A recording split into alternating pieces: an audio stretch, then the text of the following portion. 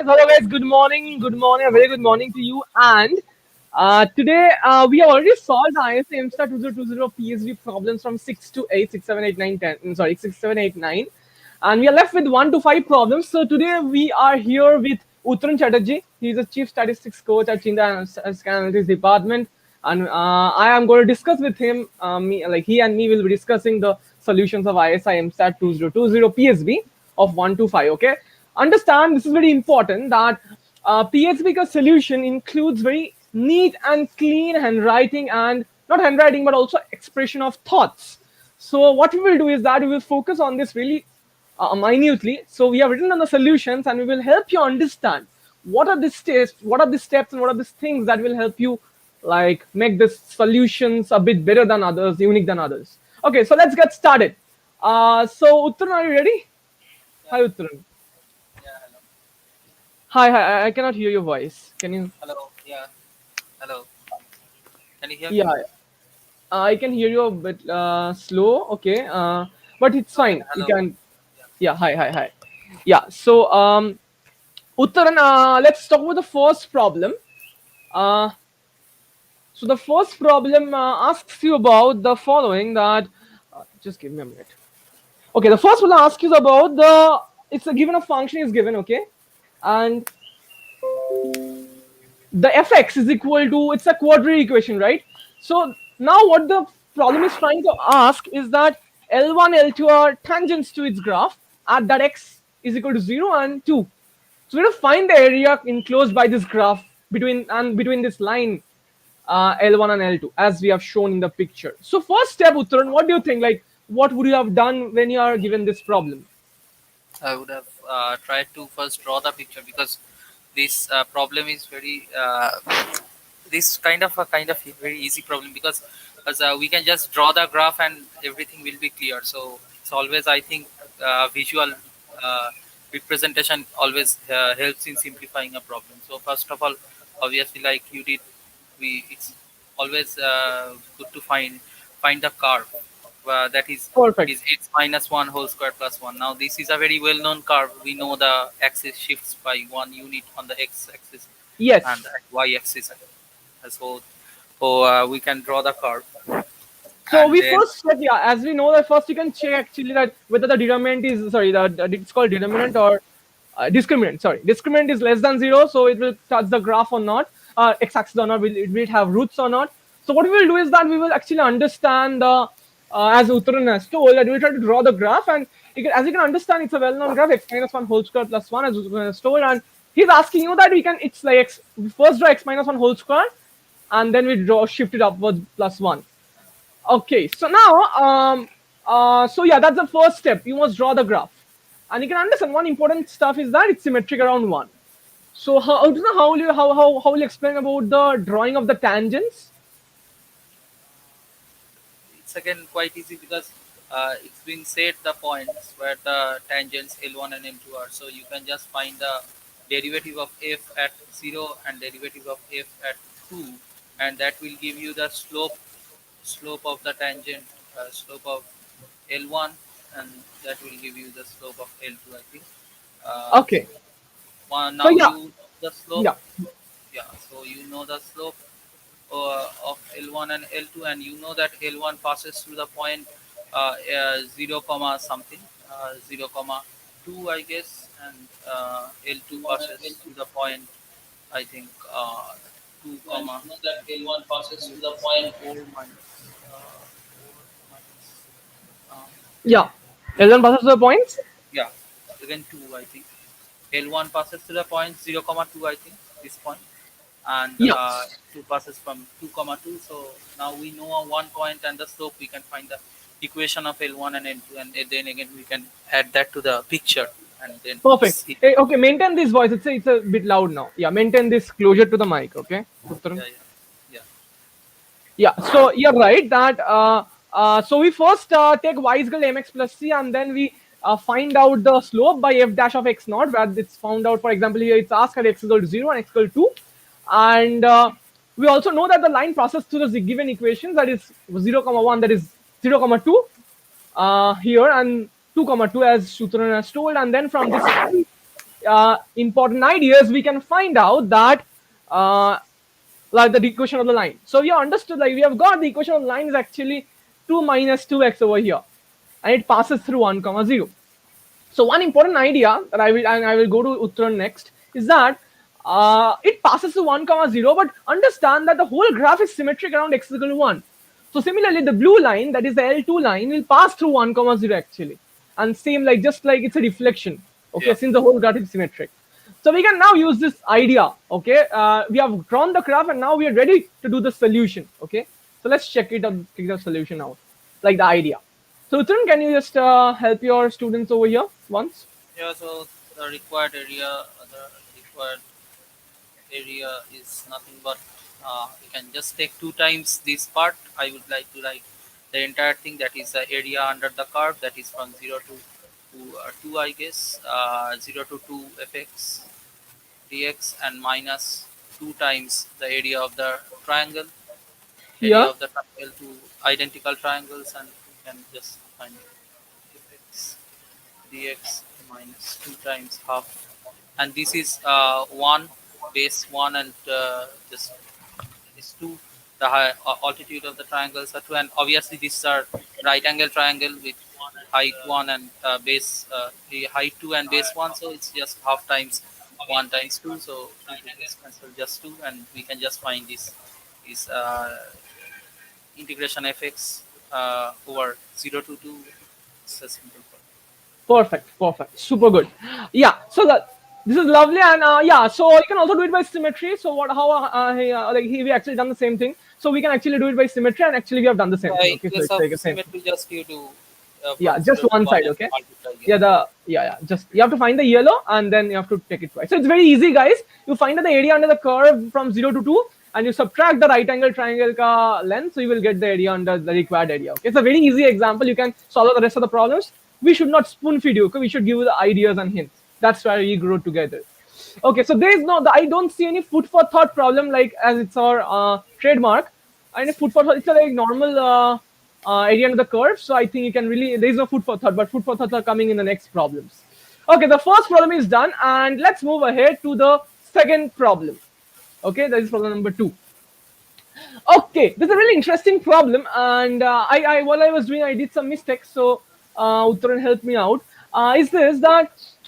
Let's understand this. Let's ask about the 3 cross 3 matrix A, such that the entries of A belong to the Z set of integers. Okay, that is the entries of A are integers, such that the trace of A transpose A is equal to 6. ठीक है. So it's about counting the number of integers for a certain solution. We'll see that. First, understand. So the first step is that first understand what is the expression of trace of A transpose A. Then the problem will be easier for you to handle, guys. Okay, this is the basic idea. So let's understand what is the like trace of A transpose A. So Uttaran, I like, can you do share the ideas how the A transpose A ka Yeah. trace is Yeah, the sum so of this? it's quite simple because like you have written that it's the diagonal element of A transpose A is just the norm of these rows. The first Okay. element of diagonal is just the norm of the first row. The second element, the diagonal element, is the norm of the second row, and the third element is the norm of the third row. And this is also a very nice result if anyone wants to write it. That norm of a so it's a very kind of nice observation, that is norm of a the diagonal elements of the diagonal elements of, So yeah, as you can understand, you can write A as a like stack of row vectors, as like Uttaran has written on the board, and then we transpose it to get the row vectors transpose as column vectors. So when we take A diagonal transpose A, elements of yeah. A transpose So A Uttaran is writing are the just the diagonal norm. elements of A are actually the first row ka modulus square. Okay. Similarly, diagonal elements of the second diagonal element is second row ka modulus square, and the third diagonal element is third row ka modulus square. This is the basic result that we can get from here actually. Okay, and this is what we'll use over here to understand what the question demands. So as Uttaran has written here properly, very You cleanly. have written this. I have not. No, I mean it's the same. We are team. The rows are this. Okay, the diagonal elements is just the norm square of the rows. Norm square. Yeah. Yes. So perfect. Lovely. That is the length square of the rows. Yeah. Okay. So you So can try out with the example I will give. If you can't understand, if you can't understand this result, what I ask you, what I want you to prove this, and it's very easy if you know basic linear algebra. If you cannot prove this, then I think you have some problem with your linear algebra. You can go back to your linear algebra, understand the matrix multiplication, and you can easily do it, guys. So it's very easy. I'm sure you can do it if you're preparing for ISI MStat. Okay, let's move ahead. So we have got an idea about how to calculate trace of A transpose A. So let's see. Trace of A transpose A is what? The norm square of row, the norm square of plus norm square of row 2 plus norm square of row 3. That is, therefore, we have got A square plus B square plus D square plus E square, like that 9. If this is this is the matrix, then this is the sum of this. Okay, it's very easy to understand. A square plus B square plus C square is the first norm. This is the second norm square. This is the third norm square. Okay, it's very easy to understand, guys. And therefore, we have got what? These are integer entries, and you have to find the sum such that it's equal to 6. So this is the trace, and you have to find such A, B, C, D, E, F, G, H, I. These 9 entries such that the sum square, so square is equal to sum of squares is equal to 6, and these are integer elements. So we can write it as this: that summation of xi square I to 1, I to n, its square is equal to 6, so xi must be equal to z, like they are in z. So Uttaran, can you tell me how we can find this out now? yeah, it's now a kind of combinatorial problem. First of all, you have to understand that xi is integer, so xi squares are perfect square. So this is the first of all here people make Can you talk mistake a that bit loudly? I don't know why your voice is becoming low somehow. yeah. The Yeah, thing this is is a that perfect. first of all, now this problem is no longer a linear algebra problem. This is a combinatorial problem, and first of all we need to observe that here it is given that xi is integer, so xi square must be a perfect square. So here is a phase, or here is a stage where people make a lot of mistake, that people consider xi square as 3 or 5, but xi square can't be 3 or 5 because they are not perfect squares. So xi squares can only be either 0 or 1 or 4. So Okay, these are the only possibilities that xi square can take. Now you perfect. can just find, you can just see that for being the sum to be 6, then you can have 1 4 and 2 ones, and the rest are zeros, or you can have 6 ones. These are only the possibilities: 6 ones and 3 zeros. So these are only the two possibilities. I don't think there are any Yeah, other yeah, possibilities. you're right. So, yeah, so now Let- now again another chance of mistake. There is a very high chance of mistake. That is, we just stop it here and we just see all the permutations of 1 4 1 4 2 ones and 6 zeros, or 6 ones and 3 zeros, and just write the thing. But we should be careful about that, that it is given that xi is integer, not z plus or z something minus or something like that. So it yeah, can be negative also. So this thing can be -2 to -1 and -1, or -2 1 -1 and 0. This could be anything, because in both the cases you see the squares will be always 4 and 1, and that will give you the sum to be 6. So we perfect, should be considering the negative for each of the negative and positive signs for each of the uh, observations, or each of the possibilities, and that actually is giving us this 2 to the perfect. power 6 and 2 to the power 3, yeah, kind of Yes. thing. So what Uttaran told, that x square can be 0, 1, and 4, and to make it 6, we have two things, two like arrangements. Is one is occurring 2 times, and two is occurring, like 4 is occurring 1 time, and 0 is occurring the rest of the 6 times, or 1 is occurring 6 times and 0 is occurring the rest of the 3 times, because there are 9 like places, right? So what we have got, we've got this two partition of the whole space, and like this two set of solutions, and we'll count this. Understand that how this is coming, like, so among those 9 places we have to choose two places for 1 or -1. So that is 9 choose 2. Into the rest of the places, 7 places are left. We have to choose the 4, like 2, like 4, xi square is equal to 4, that part. So that will be equal to 1. 7 choose 1 into. Now the automatically, if we fix these two places, the zeros ka places are fixed. So what we will get now? But there is a catch, as Uttaran has mentioned. This is where I made a mistake actually, and he cleared me in the morning. Is that he told that, no, okay, see, xi square can be 1 or 4, but xi can be plus minus 1, plus minus 2, right? So for each of the places, there are two options, like the positive places, like where xi square is For the positive. non-zero, yeah, for the non-zero, Exactly, there should be exactly. So in the first case, there are three. In the first case, non-zero there are elements. three such non-zero cases. Okay, so into 2 to the power 3. In the second case, there's 6 as non-zero cases, that is 2 to the power 6. And here also we are selecting the 6 positions of the noun positions for the plus minus 1. Okay, where xi square is equal to 1. So therefore, we add these two parts up by multiplication principle and addition principle respectively. We calculate these two parts, and the final answer, I think, it come out to be 7392. There can be calculation mistakes, but the idea remains the same. No, it's Okay, actually guys. 79. Okay, very good. Okay, okay, lovely. So yeah, I hope all of you understood this. Uttaran, you want to add something? No, it's fine. Huh? No, it's fine. It's fine. Okay. Yeah, So it's fine. my question is now, my food for thought can be like, can you generalize it for n cross n matrices? Okay, that is my food for thought. Can you generalize it for any m, n cross n and m? So think about that case where you can generalize for any n m n cross n. That can be a good way to analyze your understanding of the problem, and it can be it is not an easy problem. Okay, because you have to take the squares. Okay, you have to take the squares. Then you can do it like a It's plus just b.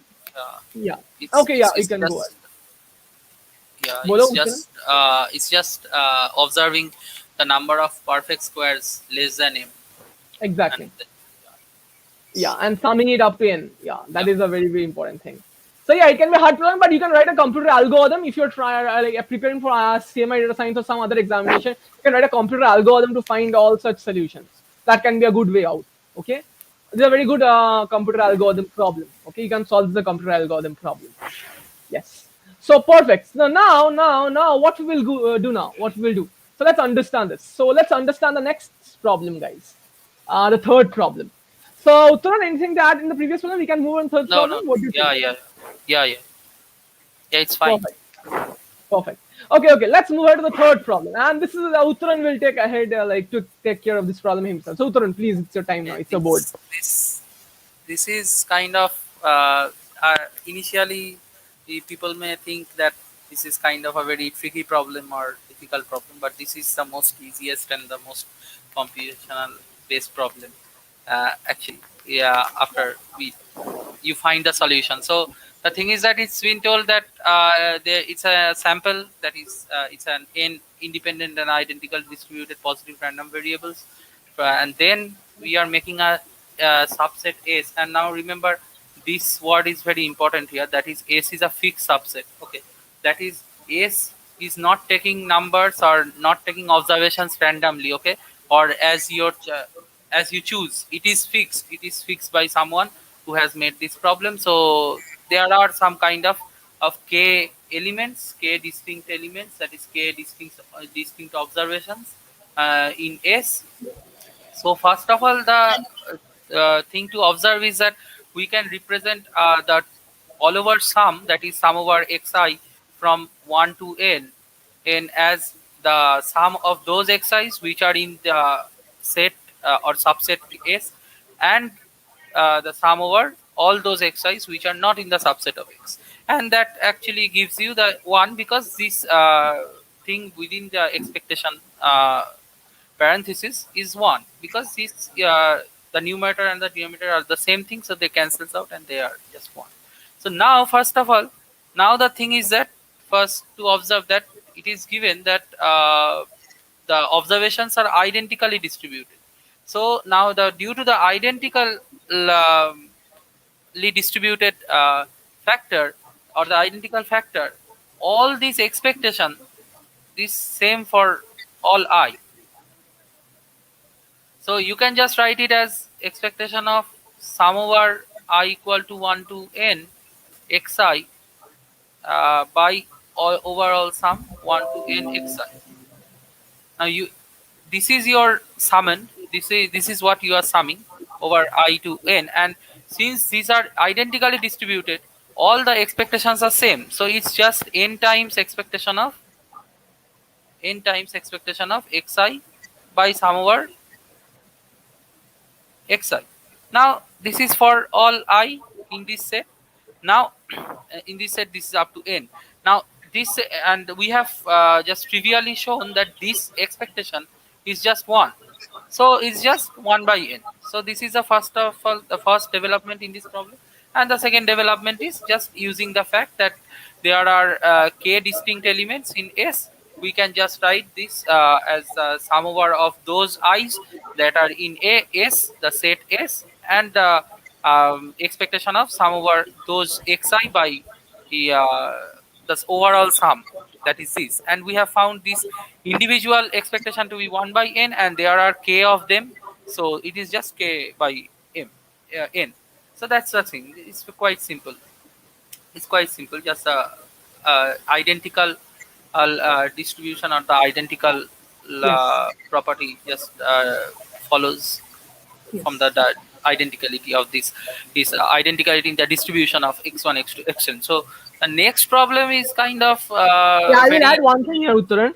This, like, just like from exam perspective, is that for those guys who are preparing for ISI and IIT Jam, or maybe this year ISI MStat, this idea of exchangeability and symmetry of random variables is really, really super important, guys. Okay, it helps you in many cases, and it helps you simplify the problem. And this idea of exchangeability and symmetry is one of the most beautiful principles that is very close to my heart. I think it's close to every probabilistic heart, like Uttaran also. So, what do you think, Uttaran, about this? Yeah, symmetry is always Yes, beauty. symmetry is always really beautiful. Okay, okay. So the thing is that, first of all, yeah, this problem I would always suggest. I think I've seen many people have asked me this problem, and yeah, this problem seems very difficult when you read this, but when you actually start doing it, it's very simple problem. So I would always suggest, before, have some faith in yourself and Yes, try the problem, you will able to do it. It may seem very difficult, but it's not that difficult when you break it. So that's uh, that what I will say. So to perfect. the next part, Next part. yeah. So to the next part, it is some additional informations are given, that expectation of xj is some mu, and variance of xj is some sigma square for j is equal to, 1 to n. Okay. Now it is given that identically distributed, so it's mu and sigma square. It's fine. So so now it is told that you need to find, or you need to show that the correlation between this sum over all I in S xi times xj for some j, which is not in S, and the sum over xi xj, sum over I in S xi. This correlation between these two quantities always lie between this quantity, that is minus 1 by root over k plus 1, and positive 1 by root over k plus 1. Yep. So now here, the problem, first of all, I thought that this part is quite nice, and I thought that we will be needing some good inequalities, and I myself like using inequalities. So I thought that, yeah, maybe we can give some thought about using inequality. So first of all, the inequality that comes to our mind is Cauchy squares inequality, when we are dealing with correlation and all these things. But unfortunately, we will not needing any kind of inequality. It's just very simple algebra. So you all know how to find the covariance and variance. So just break it into the product moment form, that the correlation of this quantity and this quantity is the covariance of these two quantities, and the variance of this first quantity, root over the variance of first quantity and second quantity. Now now to observe that, you can just use the definition of covariance, that is the expectation of sum over xi times xj times sum over xi, that will become the sum over xi whole square times xj, minus expectation of sum over xi times xj, times expectation of sum over xi. And remember, all these i's are in s and j is not in s. So you can just now, since it is given that xi's are independent, it is given that xi's are independent. Yeah. Yeah, even xi's are independent, so you can just take this xj out of the expectation and just write that the just use the form that if gx and fx are two independent. I should write it differently. uh, Let us write fy. Why your voice is getting cut in the middle? I don't know. Yeah, if expectation of gx and fy are two independent quantities, then expectation of gx times expectation of f f1. So this is the Perfect. idea of independence, and so you can just write it like expectation of xj times expectation of sum over or xi squared at this part, and this part you can similarly write as expectation of expectation square actually, because this part will get out expectation of xi, xj will get out, and you will have expectation square at I in s xi. Now you have both the in both the expectation you will be having a factor or something, a coefficient of expectation of x j. You can take out of that as a common thing, and you can write it expectation of xj times expectation of sum over I in s is xi to the square minus expectation square sum over I to I in s xi. And and observe that this is a variance of sum over xi. I so and similarly you just break the denominator like this. I know it's very bad. Expectation of this square, you can write it as variance of this plus Yeah, guys. So this is not like, see, these are giving you ideas. Okay, this is yeah, not just like expectation, show the solution. It's your capability to do and fill in the gaps. Okay, if you have yeah, something, expectation but the basic square. idea is that, yeah, yeah. Perfect. Go on. And Sorry for interrupting. your no, it's fine. Then here the expectation of xi square, and this part again you can write that k mu to the power 4. Now you can just observe that this is again an expectation of sum over xi in s xj. So it's just expectation of sum over xi by expectation of xj. Now this is just so this is just what this is just this part is mu, and this part is k times mu, right? K times mu, because you have k elements in this s set, so it's just k times mu, so it's just k mu square, and if you square that, it will be becoming that's k square mu to the 4. Okay.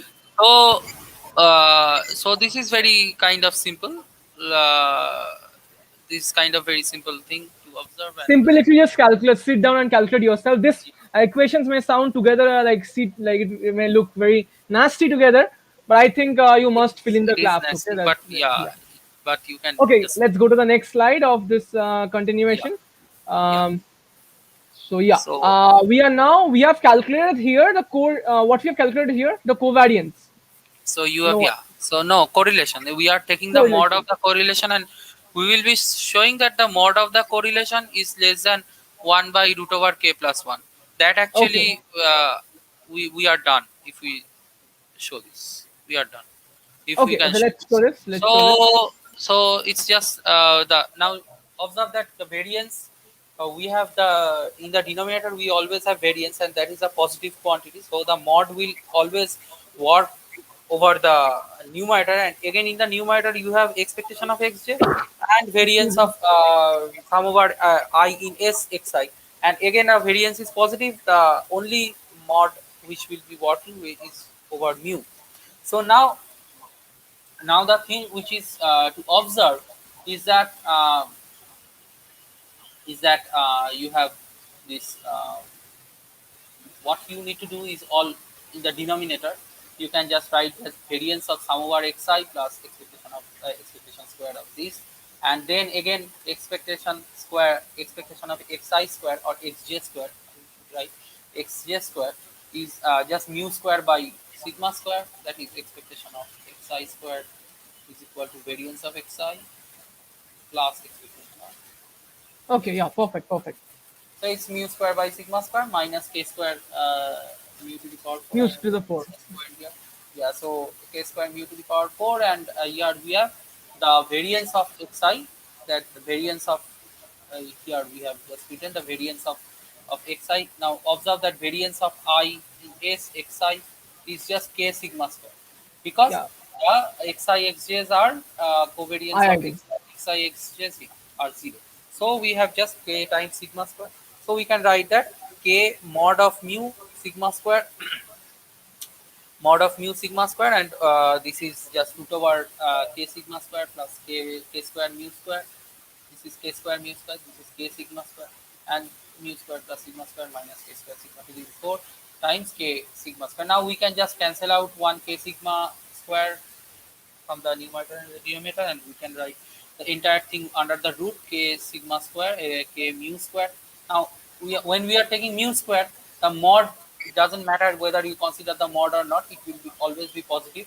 So we can just take mu square sigma square, and then you can have k square sigma square plus k to the k sigma to the 4 plus k square mu to the 4 plus k square sigma square mu square. Now look that my minus k to the 4 k square mu to the 4 and k square mu to the plus get cancelled. So now you can just use the fact that k sigma to the power 4 is a positive quantity, is a positive quantity. So if you actually ignore it in the denominator, or if you just release it from the denominator, then your fraction or whatever you are working with will become greater than the original one, and so your quantity will become greater if you ignore this positive quantity in the denominator, because obviously your denominator or It's decreasing, magnitude will decreasing, and the function fraction is getting, or increasing. the quantity, Yeah. I should not say fraction, but the quantity is getting increased. So k sigma square, k mu square sigma square, and here you have k square sigma square plus k mu square sigma square. You can take k mu square sigma square out of this Yes, thing, and you perfect. can cancel out, and you'll get the Super result. So we third have solution. But yeah, ISI gives a bit of this solution sometimes. But it's challenges. So it's like I remember Uttaran. I used to do this type of calculations in my sample survey. So yeah, yeah, guys, we get sample survey. This type of equations, your practice with sample survey problems and stuff will make you actually prepare for this part. Okay, it's like I actually expected very good solution. elegant solution. Yeah, I was actually trying to think, Uttaran, that I don't know, I didn't get the answer. Do you have this answer that why it is like, how is k related to this? Why it's between, like, you understand, like, if we have limit n tends to infinity and k is like, I'm just trying to think, like, as if we take k large, it is going to zero, right? So why is that so? Can you I just think tell me, like, um, I think it's kind of um, I think it's kind of a sample mean, or it's kind of product moment. We can think that a I'm product. thinking. Let's think a bit about it.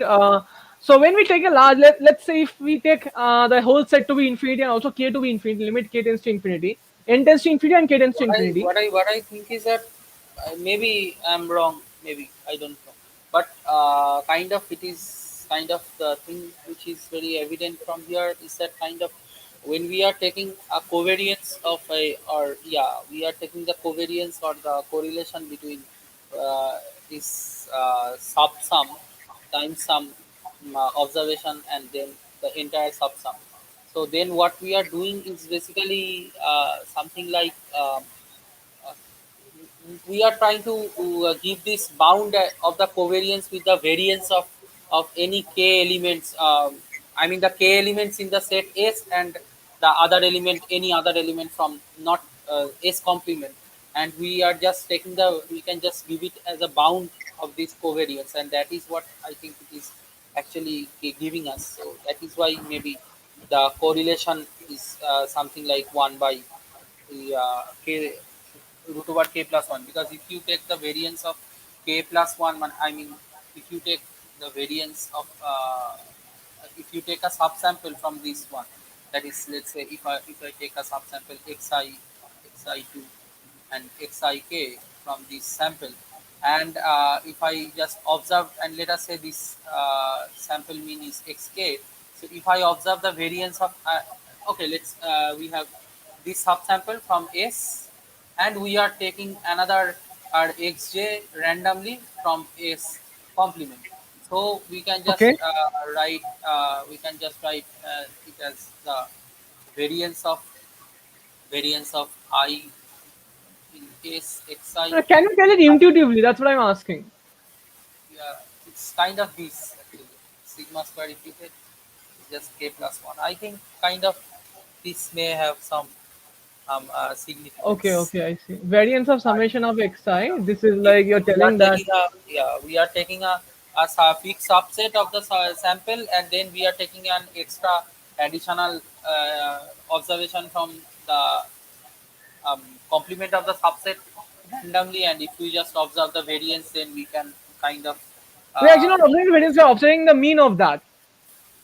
yeah, I mean, variance of the mean, yeah, obviously Yeah, variance variance of of the the mean. mean. Yeah, And that's it's the going to now zero. Why it's going to zero? because your sample, your subsample is, I'm just trying to say is that your subsample your Okay, guys, subsample like those who are not understanding, we are trying to understand. We are trying to understand that. See, the question is solved, but we would love to explore the problem. That's how we are. Okay, that's how I think students should focus on also. So our yes, question was that if k tends to infinity and n is like an infinite population, and if we take an infinite subset only, then this is going to zero. That means these two are actually not correlated to each other. Why is that so? That's my question to Uttaran, and he's trying to give a solution, an idea. Let's see. So he's so asking that he's telling that variance of, like, he's telling this quantity. If you see what he has done over here, he's telling that if you take that infinite set and if you add one element to it and take the variance, like mean of that, okay, it's actually going towards zero in some sense. Or is it going so towards zero? Are you sure? yeah, it will go to the variance will go to the zero. Means actually when you are actually increasing the k, if I just consider it as S to be a subsample, then you are observing almost all the elements. So that is the thing. You are almost observing all the elements. Now, when you are all observing almost all the elements, then the kind of So if the what variances go towards zero, then we know that by weak law of large numbers, like by Chebyshev's inequality, this will go towards some constant in probability, right? yeah, So hence we yeah, can tell that maybe this is variance zero, maybe and correlation zero. I'm not sure. and uh, no, actually, I think the correlation is zero, because I think maybe if you take k be infinity. Now, if k goes to infinity and n is kind of infinite sample, then what does this could have mean? Man, this correlation, the meaning of the correlation may be like relation is zero. Okay, okay. Let's not waste time on this. It's a very nice food for thought for you. We have not understood yet. We are also learning with you. And let's. What is my question? Like our final question is that what happens if n goes to infinity and k goes to infinity? Okay, and you see that the correlation is zero. So what exactly is happening? What is the thing going on? Like, can we give an intuitive understanding that okay, this is actually not correlated, rather they're independent. My claim is they're independent, but I don't think they will always be independent here. But maybe correlation is No, zero. Why is that correlation definitely zero? independent is not independent, but yeah, it's No, maybe we kind can of show it independent. That's what I'm thinking. I don't know. yeah, In infinity case. yeah. Okay, let's not waste time on this problem more. It's a good food for thought for you. Let's move on to the next problem. Okay, it's a very good solution. So thank you, Uttaran. Uh, yeah. So let's okay. The next two problems are probability problems, and let's understand that. Uttaran, can you like start with the idea? It's asking that xi are IID distributions, I random variables, and we are taking the sum Sn. So which of the following statements are true? Like exponential with mean n, does it imply the individual? So we know the other way around. Okay, we know that exponential one, it's like a other way around. If you know exponential one, x If we add it up, we will get exponential n, right? Uttaran Yeah. or not? Yeah. No. If we see Gamma n. gamma, yeah. Gamma n, yeah. So you can check that you will get gamma n, not exponential n. And similarly, if I get summation xi, we will get binomial n comma n k comma p. Okay, Yeah. Just we'll please get select. that. The other way around. Yeah. Now this is actually, but Yeah. I don't think this is true. I don't know. I have to see the. I don't Can you talk a remember. little loud? Uh, I the second part is quite trivially true, and the first part I think we should observe the MGF. I don't remember MGF at all. No, yeah, it's okay, fine. How to connect Sn with Xi? That's my idea. Like how if you're given Xi's, how do you connect Xi's to Sn? Okay, that is the sum of that. So we do it by MGF. Why MGF? Because if you understand, if you take e to the power expectation of e to the power t summation xi, due to the independence idea, what happens that it divides into this e to the power t xi into e to the power expression e to the power t xi into expression e to the power t x2 blah, blah, blah. And they're identically distributed, so all of the expression will be same expression e to the power t. So therefore, the n product it will be product of n mgf of similar xi. So there's a way to connect the summation xi to the x1s. This is the Yeah. basic idea, guys. Okay, so now what we will do is the following: that we will try to understand that we will try to therefore we will try to get and relate the me the like. So what is the question asking? Asking that given the given Sn, does xi follow this? So we will put down the mgf of this and we'll try to see whether the expectation of x of the mgf of that xi follow the distribution or not, the required distribution or not. So we know the mgf of exponential lambda me with mean lambda is 1 minus t lambda whole to the power minus 1. And you don't know, remember, if you don't remember this, what will you do in your exam hall? That's a very good question. Okay, if you don't remember this, what will you do in your exam hall? What we will do is that you will calculate it at that point of time. It's not very hard. Okay, it's very easy. E to the power t, you can easily calculate it at that time. I'm sure you are capable of doing that. So you just know the definition of that, okay, and know the PMF of that or PDF of that. So these are the two equations. I'm doing it because we don't have much time to discuss everything. So we have this to MGF. So now we are asking the following question. We equate it to the MGF of this. And we're asking that how do we get the MGF of x1? We take 1 by n whole to the power this. Like if we take 1 by n whole to the power this equation, we get this. So now we will check that from this MGF, the given MGF of expectation of exponential n, can we get back the exponential x1 ka PMF or sorry MGF? So we see we are not getting that because this must be equal to this. Then we are not Yeah. getting that. The MGF of this is equal to this of exponential 1 mean 1 and exponential mean n. It must be this. So we are not getting that. So this is not possible. So my food for thought for you is that is it true for gamma? Check it for gamma. If gamma is this, then is it true for this? Like xi follows mean 1. Is it an if and only if condition? Check it out, guys. The whole food for thought is gamma n low. If you take gamma n, the Erlang distribution, then can you get this exponential 1 as a PGF? As a বাপরে প্রচুর আওয়াজ আসছে নিঃশ্বাসের. Do we have to calculate the MGF? Yeah, you have to calculate the MGF of the full credit. You can assume that, I guess. Okay, you can assume that. Who was this, by the way? Who was this question? Khushprit. Okay, you can assume that Khushprit, actually. You can easily assume that. But it's good if you, I don't remember. I'm sure I will not remember this, okay? I know myself. So I will calculate that actually at that point of time. It's not very hard, okay? If you have a good way of memory, then I think you please remember that. Okay, so we calculate this and we take 1 by n and we see it's not equal. Let's do it for binomial. Binomial k comma p ke liye 1 minus p plus p e to the power t whole to the power k. And you can see if you take 1 by n, it's actually turning out to be this, which is the MGF of binomial n k comma p. So it's coming out this. So it's coming out. But we will not stop here, as you know, and we'll ask you further questions. What are the further questions? See, understand this. What is happening over here? It's actually if you do 1 by n, then actually the nk power is actually that. So it's like it can only happen if f of t comma p, it's sort of to the power, or maybe let's say uh, let's say we have some parameter p in this side, and we have some, like, what the idea is that here, see, the parameter n is actually on the right hand, on the, like, upper part. Okay, if you do 1 by n, it's actually this. So essentially it will be like f of t comma all the other parameters whole to the power n, aisa kuch hoga.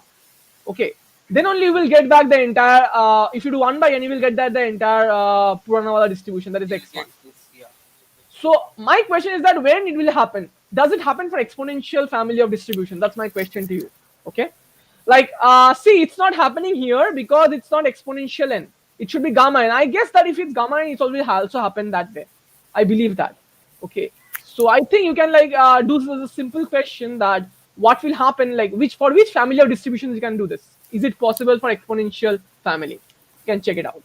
Okay, these are research problems that you can find out yourself, and, like, you can do with this stuff. Okay, This this is makes your basically problem. the first property. I think we should be reproductivity, and but I don't think that exponential has reproductivity like chi square or gamma. Yeah, exponential is a kind of chi square because if you just take it to be, I think. No, I'm calling exponential family. Yeah, I'm telling that if you take that 2x square for exponential, I'm talking about. If you Uh-huh. take x 2x, I'm sorry, 2x, then it follows chi square 2. Now, uh, Okay. so exponential have a kind of uh, reproductivity, but not in the exponential itself. It is kind of a gamma or chi squared like thing, because if you take the sum, then it is just 2 times x sum over xi. Now 2 times sum over xi, and this is gamma 2n. Now Yeah, this is yeah. not exponential. This is not exponential. So Yeah, you can try it out for this chi-square, whether it happens, or gamma Kelly it will happen or not. So I yeah, think you can try this out. Okay. Try out this this, like, don't stop at the question, guys. Like, don't be like, don't stop your growth. Okay. Like, let's innovate together. Okay, and let's delete the notes culture. I mean, it's not good. Okay, and we should learn to innovate together. Okay, so that's the idea. Okay, let's go to the next problem. Okay, so the last problem for today, and we are already 48 minutes, so I think we can do it in within 1 hour. Uttan, do you want to tell this, or I yeah, will you continue? can you take this.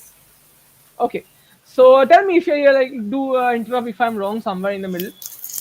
So understand this, that we have to calculate expectation of x is given y is equal to y, and we have to calculate expectation of y given x is equal to x. তুই হাওয়া আসছে তোর, তুই একটু মাইকটা দূরে রাখিস, আমি বললে Yeah, তুই আবার কাছে নি। Fine. So you can understand UI is a IID uniform on 011. Really important, beautiful property is the following, that uh, if you take the minimum and maximum of it, they follows beta. Okay. There is a really interesting property. They follow beta. Okay, this is a really interesting property, and I really like this property. This has something to like something really interesting to do with Bayesian statistics. That's why I really like it. Uttaran is doing research on Bayesian statistics, so that's really important. So to understand what is really happening.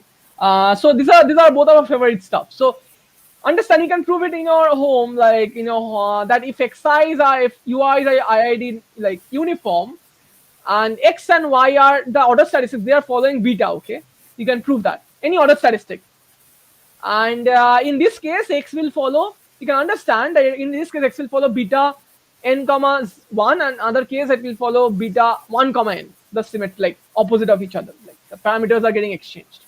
So in this case you can understand it's following beta n comma 1, the maximum order statistics n comma 1, beta n comma 1. You can easily find it out,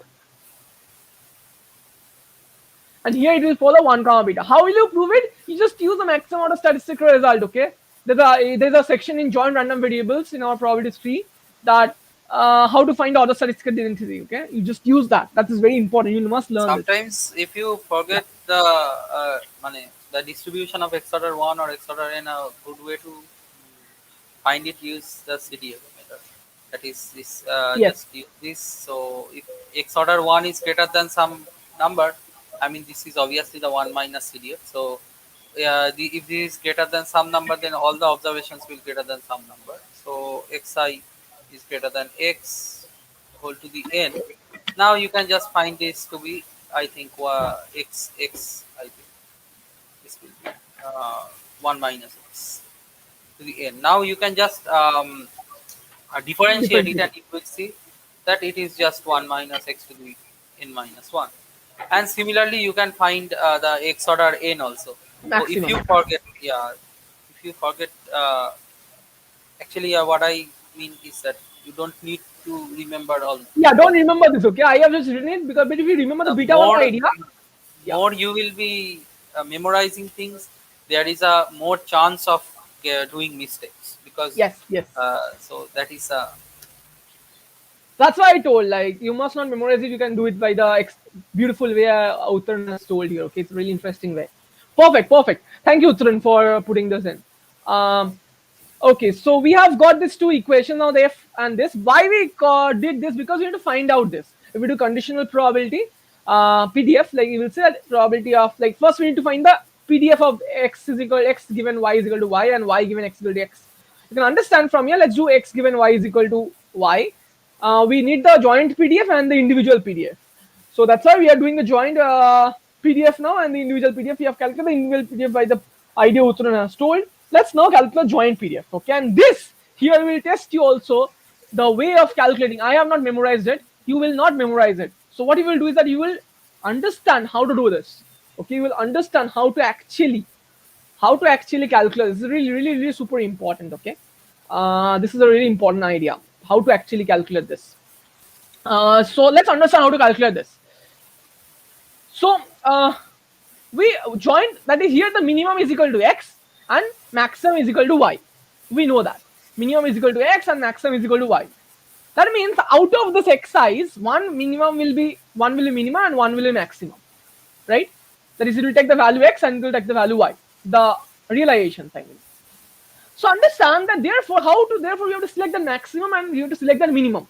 So let's first select the minimum and choose one, this one, and let's select the maximum, this one. We first choose the minimum and choose one out of those n variables, and out of the rest variables we choose the next maximum, n into n minus 1. Now, if we have chosen xi is equal to 1, xi is equal to x, uska PDF will be what? 1, because it's a uniform. Similarly, uska PDF will be what? Uniform, right? So we have fixed the PDF of the extreme values, the maximum and the minimum. Now it's actually conditional stuff. Anyways, let's not go into that. So now what we'll do, we include the idea that if it's a minimum and maximum, where will the other go? It will lie between them. So it's essentially probability. This ui's are lying between y and x. That is, like xi is actually lying between 1 and x and y, because it's the minimum and y is the maximum. So therefore, what is this? Since the uniform, it's actually their IIDs, it will be multiplied. It's n minus 2 ui's are there. So it's y minus x uniform whole to the power n minus 2, because it's IID. So it will be like productifying, like multiplicative principle actually. So therefore, we have got n is choosing the minimum, n minus 1 is or choosing the maximum. even Yeah, show the sometimes if picture. we It's very can, important. sometimes, Show the yeah, picture. sometimes if, I always believe that sometimes if we can visualize things, it is always easy to understand. So Yeah, if we just can think that the numbers are our observations are on this line, and this is the minimum x and this is the maximum y. So then observe that we have, including these 2 points, we have n minus 2 observations somewhere between this. So you can, in all possible cases, you can permute the all n observations in n factorial ways, where among these n factorial ways, these n minus 2 observations that are between this x and y, that is the minimum and the maximum, they are kind of identical to us, because we are taking the sample. Look, we are, it's identically distributed, so it's just kind of identical to us, and it is neither minimum nor maximum. So it is nothing of our prime importance or interest. So we can just uh, ignore those kind of arrangements, that is the n minus 2 factorial arrangements. Actually that gives you n choose 1 times n minus one choose one. That's the same thing. Choosing one minimum out of the n and then the maximum out of the n minus Perfect. one Perfect. observations, and then you can just write that probability of x or xi's less than greater than x and less than k or y. This is the condition for the observations to be in this interval. And how many Perfect. observations there are? There are n minus 2 observations. So there are n minus 2 observations. And what is the density? Now remember, we are working with continuous random variable, so we will not be talking about probability, so we will be talking about density. What is the density of one, that is x order 1 at x, that is f1x, and the density of this y is no, sorry, not f1, just a pdf here, just a pdf of x and just a pdf, so it's just, Perfect. so you can just derive it yourself also without Yes. remembering. Super good. That's it. Very simple, guys. Very beautiful. And Uttaran has told. I am really glad to have Uttaran. Like wherever I miss the stuff, he includes the most important stuff. Thank you, Uttaran. Okay. So yeah, this geometrical idea is actually very important to help you do the proof yourself in the hall. Okay. As we don't like want you to remember these proofs and results. Don't burden your head. Okay. Don't burden your brain. It should be a processing unit, not RAM. Your brain should be a processing unit. Okay. Have an i5, i7 processing unit, processing power. Okay. So not a, don't make it a RAM. Okay. So